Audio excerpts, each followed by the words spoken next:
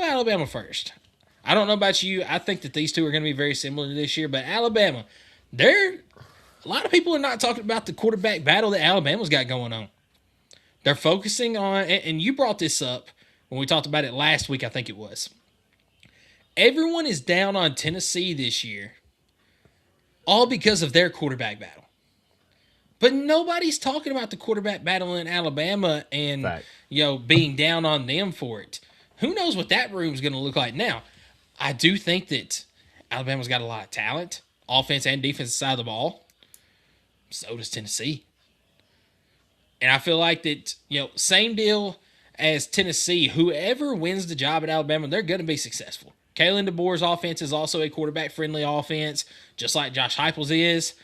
But Alabama's got question marks this year just as much as Tennessee does, just as much as any other team does, but you're not hearing anybody talk about them. But what are your thoughts on Alabama this year, going into the season, Skylar? My thoughts on Alabama is probably not going to reflect my record, unfortunately. My thoughts on Alabama, man, is just wild card. And I say wild card in the sense of not necessarily that they're a nobody team that could just sneak up and win, but wild card in the sense of like, we don't really have a feel for this team, but they could make the playoff and make a run, or they could just kind of be like 8-4. You know what I mean? Like, I feel like that's kind of my vibe around the team. They have some great pieces on the defense. They've returned a lot of folks on the both lines, but like they also lost 2 or 3 key pieces on the offensive line, which is weird that they went to the draft, right? I agree with this, Rhonda. I think they actually have more questions. And the reason why is because Tennessee's questions surround what? The defensive line and the quarterback. Do we want to throw in there the defensive back group? But even though I feel like we've done a great job in the transfer portal, I almost don't even feel like we have a question mark at defensive back room anymore. I guess here's our third question for Tennessee. Jim Knowles. Yep. I'll just say that. Yep. I'll just say that.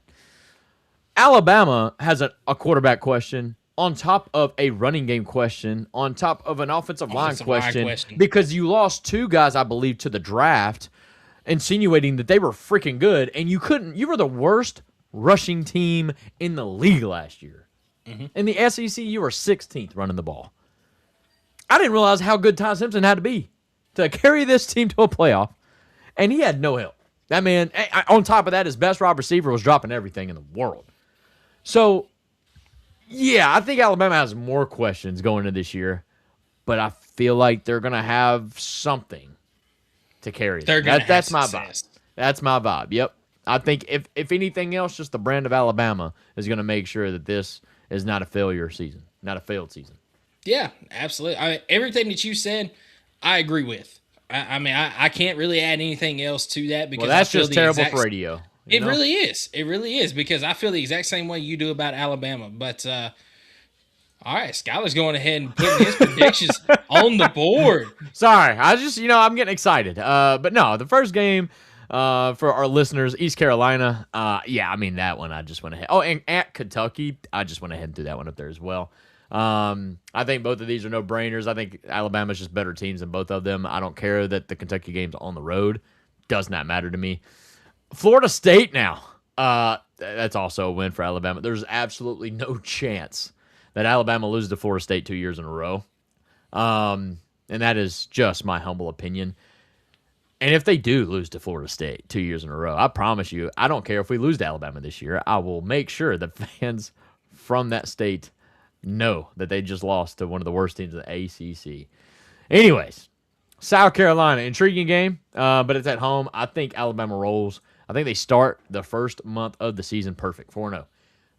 At Mississippi State, I think they keep it rolling. And then here's where things get a little groovy now. October 10th, they play Georgia. Georgia is a sexy game. I like this game a lot. Alabama's had Georgia's number, and they get them at home. However, I do think Georgia is a better team. So I actually just misspoke, or I didn't misspeak. I misdid the graphic. But I think they lose to Georgia. That'll be their first loss of the season. I don't like this because that's bad news for Tennessee the following week. And you actually took the words right out of my mouth. Yes, you're right. If you're following along in our predictions, I am giving Tennessee, you already know now, their second loss of the year, as I have Alabama going into Neyland and catching the dub. I do not like that. I just think No, never mind. I had that right. Yeah. This is not Tennessee's schedule.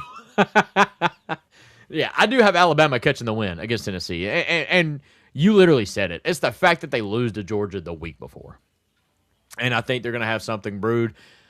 Tennessee's also, I don't know. I'm afraid that everybody, including myself, and I promise I'll still probably bet on Tennessee to win, but that may be why we lose. So maybe I need to hedge that, actually. That's what I'm going to do. I think the whole vibe of home team wins, especially in the last 4 years of this situation, I'm afraid that may break.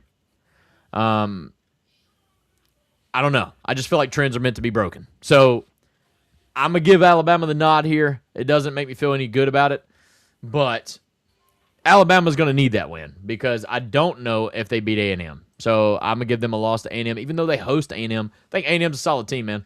And I think they're going to bite Alabama. So you got Alabama going into the final month of the year. They are now 6-2.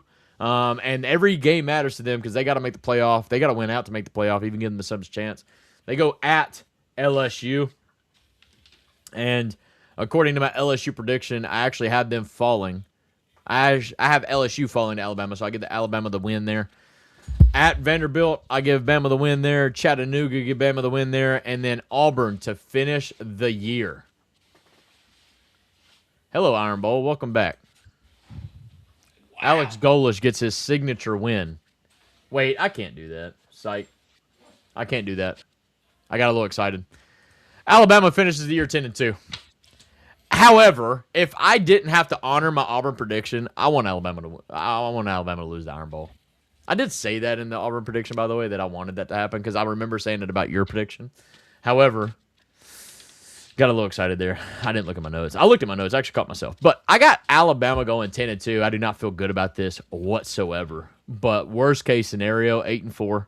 Best case scenario, 10-2. I don't see them going 11-1. There's no chance. So, once again, I have a team going their best case. If you've got another team going their best case, you know that there's going to be at least one of these that is going to be going with their worst case. Well, that's what I have Arkansas going 3-9 for. I'm joking. I'm joking. No, man. I hear you, dude. I do. That's not a bad prediction at all for Alabama. I mean, it's Alabama, for Pete's sake. They're going to be good. I'm going to be slightly different from you, though. That's okay. That's what you're meant to do. That's what we're meant to do. Record-wise and who they win and lose against. One thing I do want to mention, though, all right? So, Alabama. Hey, one thing to also keep in mind, sorry to cut you off, but I have been hearing in the media that there are going to be a lot of SEC teams at that 9-3, 10-2 mark. And I think there is. Yes, and that's kind of what my predictions are shaping up to be. Rhonda, you're just going to have to forgive me. I'm so sorry. I don't know what I did to you. Maybe it was just the Tennessee pick alone, but I'm just trying to be a realist here. I am a Tennessee fan at heart, but that doesn't mean I need to be just a Tennessee homer in every pick. You know what I mean? Like, Actually, it 100% means that you need to be a homer with your picks. I'll tell you what. Here's how I can make up for it. Catch me a week before the game. Oh, yeah. 100%. We get to pick these games again. And I can promise you, dog, I'm riding with the balls. Give me everything. So. Yeah. But now let's look at this schedule for just a minute because, not the easiest schedule in the world, but it's not. The way it plays out, look, you get a nice intro into the season for whoever wins that starting quarterback job. East Carolina, that's going to be a win. At Kentucky, it is an SEC game on the road. But that's a nice opponent. Week 2, by the way. What is this? Yeah, that's a nice opponent to play for a new quarterback. It's not like you're playing Texas or Ohio State in week 2. Yeah, 100%. And then even your biggest non-conference game of the season is in week 3. Whenever you get a couple of, I'm going to call it warm-up games. That's a fact. You're going to get a win against Florida State. It's not going to happen 2 years in a row. You might actually be the team that fires or gets Mike Norvell fired. It could possibly be. Right? I think it could be a little bit early in the season, but it's going to be close. Fair enough. But I just feel like for Mike Norvell, I mean, that's definitely a year where you're supposed to grow. And if you don't beat the team that you beat last year, what's that say about you? You know what I mean? Like, I don't know. But who knows? South Carolina, though. South Carolina, I'm not big on South Carolina at all this year. They could be tough, but the game is in Tuscaloosa. That's a win for South Carolina there. And then Mississippi State, that's also going to be a win. I do think it's going to be a closer game than a lot of people think. So 5-0 to start the season. Then look at this 4-game stretch. This one's tough. Georgia, Tennessee, A&M, LSU. Now, I had them going 2-2. 2-2. I had them going 2-2. It sounds like you don't have them going 2-2. Georgia. Everything that you said about this game is absolutely correct. They've had Georgia's number. The game is at home. Everything on paper. Right? And they're going to win it in person, too. They're going to beat Georgia. Okay, so they just have Kirby's number, dude. That's all it is. They've got Kirby's number right now. That is a Tennessee-Florida-esque rivalry like brewing right there, where you just can't beat them. Yep. In the regular season. I like it. Alabama has Georgia's number. Yeah, so the only game that Georgia won was the SEC championship. They won the SEC championship this past season, and not against Alabama though. Yes, it was.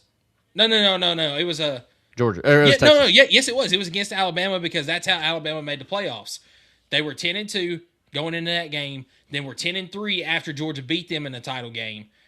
And I had this whole, Yeah, you're right. Because Texas went 9-3. Yeah, Texas losing to A&M or whoever they lost to, like, really ruined their season.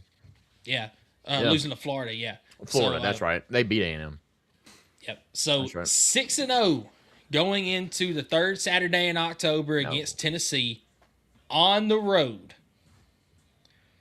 Texas lost to Ohio State last year. They lost to Florida. And they also lost to Oklahoma.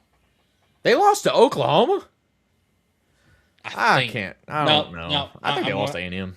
I'm going to look this up. No, I know they beat A&M because that was the last game of the season. I know. And that's how A&M got in the playoff. I thought. No, A&M was undefeated until that point. Yeah. No, they lost to Georgia. Yeah, you're right. They did play in the regular season. I'm an idiot. Yeah, they lost to Georgia in the regular season pretty bad, by the way. Oh, yeah. Lost to Ohio State and lost to Florida. Last year. I knew they lost to Florida. Texas. Yep. Yeah, right on. I forgot they played Georgia in the regular season. Yeah. So, Alabama, 6-0 going into the Tennessee matchup, third Saturday in October. I hate this even worse. Call me a Tennessee homer if you want to, but Tennessee gets it done against Alabama. Gives them their first loss of the. I mean, we're talking like a top 5 ranked Alabama at this point if they beat Georgia. Mm-hmm. Okay, yeah. I like it. I like it. I'm not hating. I'm not. Give me a repeat of 2022 Tennessee and Alabama. Oh God, 52-49. Do not actually. That was no, not that high scoring. When we had but the results anyway. Yeah, I agree. But that scoop and score, dude, like everything in me, I'm like, dude, Alabama always finds a way with like a defensive score against Tennessee. Yep. Always. So, anyways, all right, A&M. At this point, Alabama is going on. This is their 8th straight week. Of course you are, Rhonda. Don't stop. Don't look. This is their 8th straight week of playing ball. And Texas A&M is going to be a tough game. They do get the game at home, but this is a brutal stretch that they are going through right now. And I think they dropped the game to A&M, making back-to-back losses going into the bye week. Coming out of the bye week, it's going to be tough. Going on the road to Death Valley, more than likely going to be a night game. And you know what? I think LSU gets them. Yo, I could see this actually happening. Because didn't Alabama kind of spiral after beating Georgia 1 year too? They did. That was 2 years ago. Yeah, they beat Georgia to like start the season almost. It felt like it was very early in the year. And then they kind of spiraled where Georgia kind of excelled. And so I kind of see that happening again. That's crazy, man. I love it. All right, so Vanderbilt. 3 straight losses for Alabama, but then they get back on track. DeBoer's fired.